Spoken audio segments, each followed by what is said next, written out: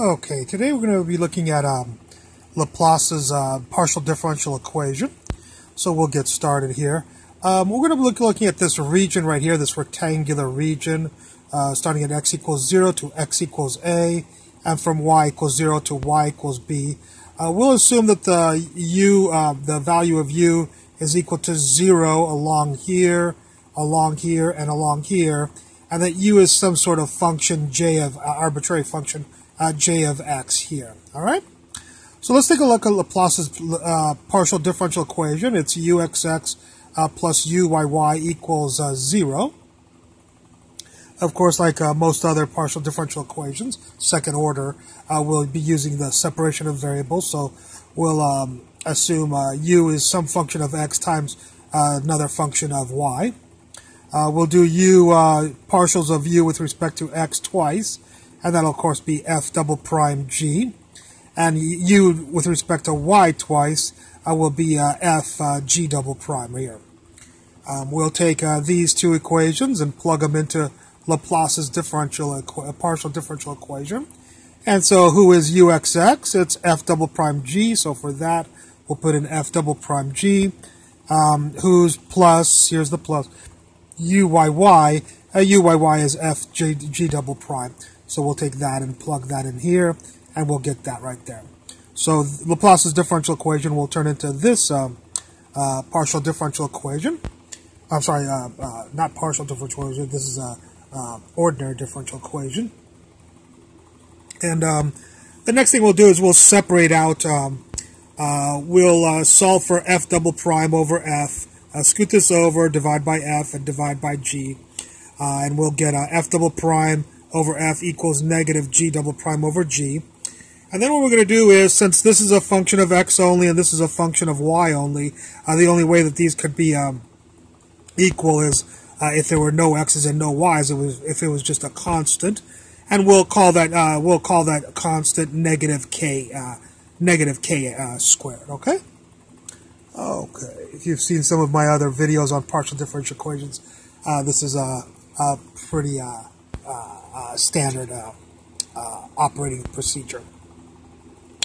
So let's take a look at, first of all, f double prime over f equals negative k squared. If we do a little bit of algebra there, scoot the f over and then swing k squared f over, we'll get f double prime plus k squared f equals 0. Of course, I'm sure you've taken a course in ordinary differential equations, or you can look at my lectures on it or other people's lectures. The solution to this is f equals a cosine kx plus b sine kx. Next, we'll look at the other equation we have here, which is negative g double prime divided by g equals negative k squared. Scoot the g up, and then scoot this over, or scoot this over. It doesn't much matter. And you'll get g double prime minus k squared g equals 0. Of course, that's a plus here and a negative here. We know from ordinary differential equations. The solution to this is e to the positive plus e to the negative. We're going to write it as cosine, hyperbolic cosine and hyperbolic sine functions, just to show you the symmetry between these two situations. This is cosine and sine. This is hyperbolic cosine, and this is hyperbolic sine. Of course, g is a function of y, so it's ky, not kx, like here. And we have to have different constants, d and h, instead of a and b. So there's our g function, there's our f function. If you know your g function and your f function, you know your u function. So there's our u function right here. And I abbreviated this a little bit because we're going to be doing initial conditions.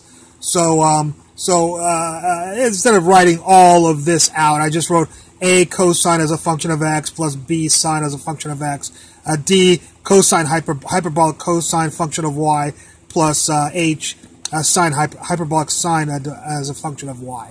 So that's what this notation means. It's this times this, but just abbreviate it so I don't have to write so much. What we'll do first of all is we can look at this line right here, and along this line x always equals 0, y equals some value y, and u will always equal 0 like we said before. We're going to force that initial condition. And so we'll take these and plug them into here. Do you know u? Yes, it's 0. Do you know x? 0, 0. Well, this will go away, so you'll only get a. And stick in y in here, and you'll get d cosine hyperbolic y ky plus h sine hyperbolic y, and so on. Well, if this times this is equal to 0, either this equals 0 or this equals 0. Well, this means it always equals 0, and we can't have this always equal to 0 because then we would just get the trivial solution. This would be 0, and u would equal 0 always. Well, that's not going to be very helpful. So we won't say that this is equal to 0. We'll say that a has to equal 0, and that's what I wrote right here. A equals 0. And so we'll go back to our u function, put in a equals 0, which will wipe this out. So we'll get b sine of kx, and then our y solution right here. Okay. The next in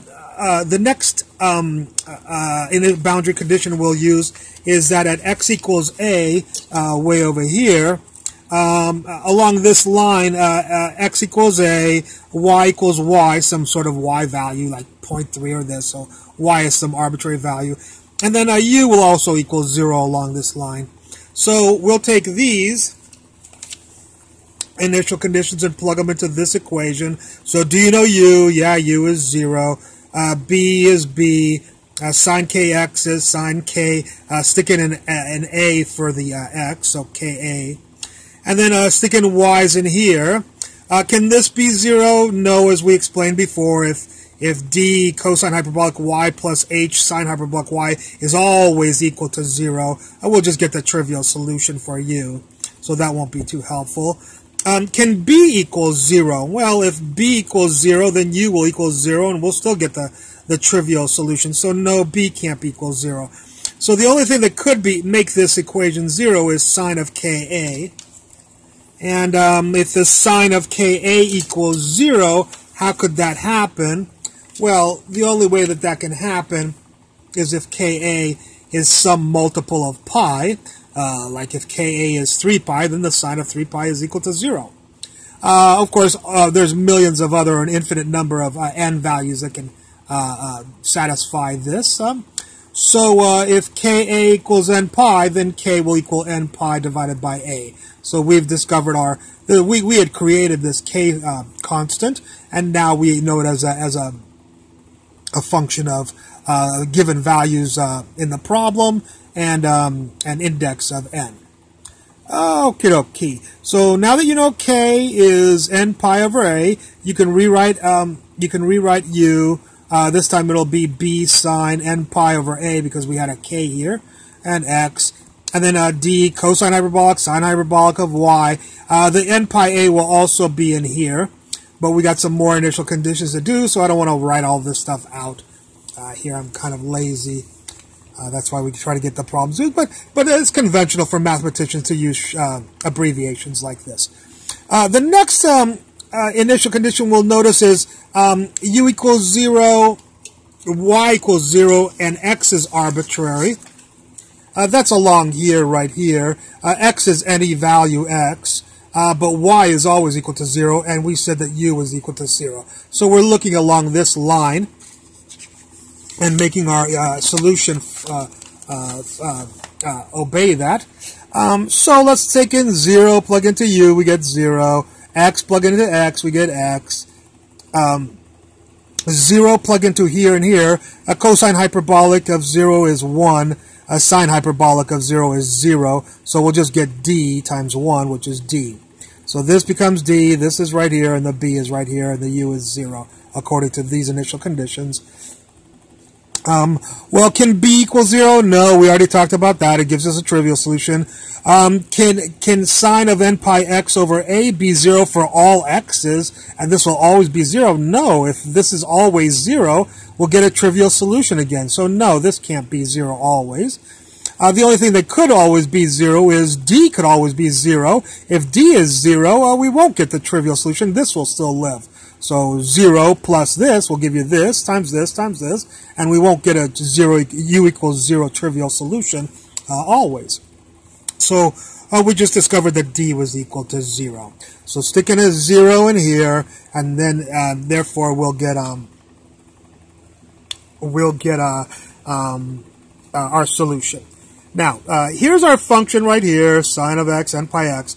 Here's our function here, sine hyperbolic, and now I've written it all out so you can see it. It was sine hyperbolic of ky, but of course k is n pi over a, so it's sine hyperbolic n pi over a, okay? Now the question is, where did the h go and where did the b go? Well, how come we have h, first of all? Well, b is an arbitrary constant times h. That's an arbitrary constant, so b times h is just another arbitrary constant, and so I just decided to call it h. You could call it whatever you want as long as it's not a letter that we've used so far to solve this partial differential equation. So I just decided to call it h. The next question you have is, what's the sum in this n? Well, as usual, when you have this, n equals 1, 2, 3, there's an infinite number of solutions to this. So this is indexed with an n, and this is indexed with an n. So when you have this and n equals 2 and 2, the h value might be 7, but when it's 14 and 14, the h value might be 23. So we can't assume that the h value is just one constant h. We have to assume that for each n value, we may have different h values. So we call h sub n. So if n equals 73 and n equals 73 in here, h sub 73 might be 22.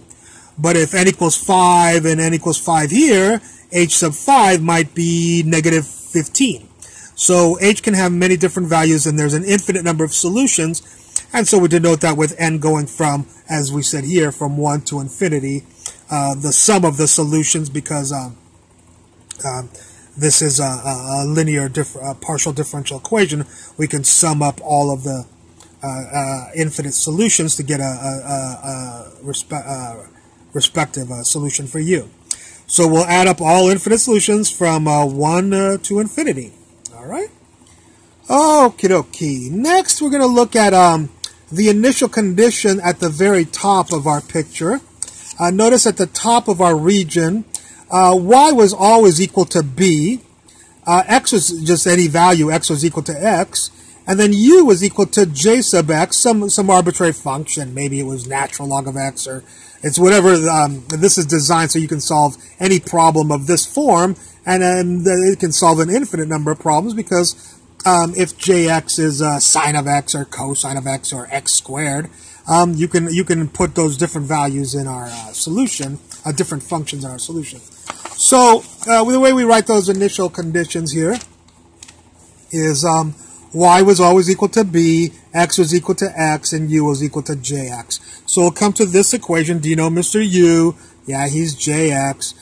Do you know Mr. x? Yeah, we put an x in here. And do you know Mr. y? Mr. y is b, so we'll stick a b in there, and we'll get sine hyperbolic n pi b over a. I hope you can read that okay. I'll read it again. It's n pi b over a, and the sine hyperbolic of these four individuals here. Okay? So if we plug these into here, we get this. Well, this is a Fourier series, of course.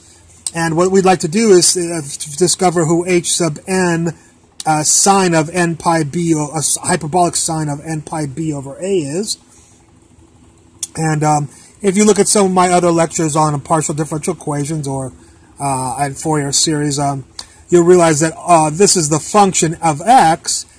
This is constants, and these are constants. So the constants in a Fourier series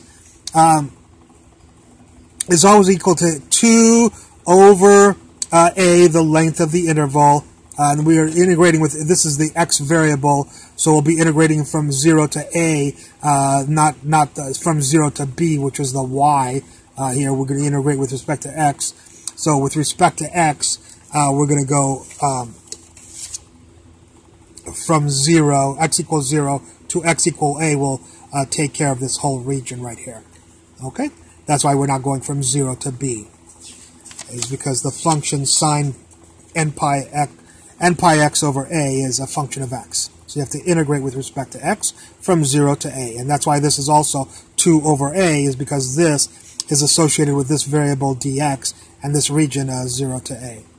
And then the Fourier series says to put the function in here that the series is equal to, and then put the function inside here, right here. So h sub n, the constants in the series, is equal to this Fourier integral. And so we'll have to do this integral. We can't do this integral because we don't know what jx is, but if jx was x squared, stick it in x squared. If you have another problem where jx equals the natural log of x, stick in natural log of x. If another problem has a cosine of x cubed, stick in cosine of x cubed and do this integral, and you can discover h sub n. I'm going to do a little bit of algebra for you. It's really trivial algebra, but we need to solve for h sub n in this solution. So we'll have to get rid of his friend, Mr. Sine hyperbolic of all this stuff. And of course, you'll just divide him out, and he'll go down here with the a. So h sub n, the constants we were looking for over here for our solution, that's the only thing that was left that we need to discover in our solution, is who was h sub n. H sub n is 2 over a sine hyperbolic parentheses n pi b divided by a, close. And then this integral didn't change. It's the jx function sine of n pi x divided by a dx. I'm sorry that I had to continue writing it this way, but this is not divided, of course. This is continued here. Okay? So here's your solution, u as a function of x and y, given that h sub n is defined in this manner. And that's our solution to Laplace's equation for this particular region. There are many other Laplace equations that can be solved also. I hope you enjoyed this lecture. I look forward to any comments at the bottom, and thank you very much for watching.